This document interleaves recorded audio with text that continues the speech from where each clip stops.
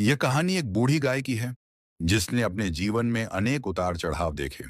उसका नाम गौरी था। एक समय था जब गौरी एक किसान के घर में थी। वह खेतों में मेहनत से काम करती और बदले में किसान उसे प्यार और भरपूर भोजन देता। गौरी ने कई साल किसान के परिवार की सेवा की। जब किसान की बेटी का जन्म हुआ, गौरी ने उसे दूध पिलाया। वह परिवार का हिस्सा बन गई। लेकिन समय बदला। किसान के पास अब नई तकनीक और मशीनें आ गईं। धीरे धीरे गौरी की अहमियत कम होने लगी। अब वह बूढ़ी हो चुकी थी और दूध देना भी बंद कर चुकी थी। किसान ने उसे एक दिन जंगल में छोड़ दिया। गौरी ने सोचा, क्या मेरी सेवा का यही इनाम है? लेकिन उसने हार नहीं मानी। जंगल में गौरी को कई कठिनाइयों का सामना करना पड़ा। कभी भूख तो कभी जंगली जानवरों का डर।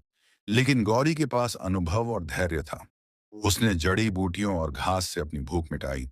जंगल के पक्षी और छोटे जानवर धीरे धीरे उसके दोस्त बन गए। एक दिन गांव के बच्चे जंगल में खेलते खेलते गौरी के पास पहुंचे।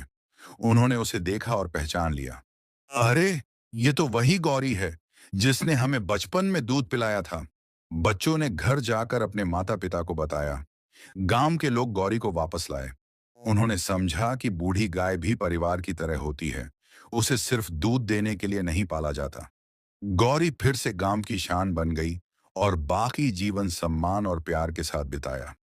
यह कहानी हमें सिखाती है कि सेवा और अनुभव का मूल्य हमेशा याद रखना चाहिए।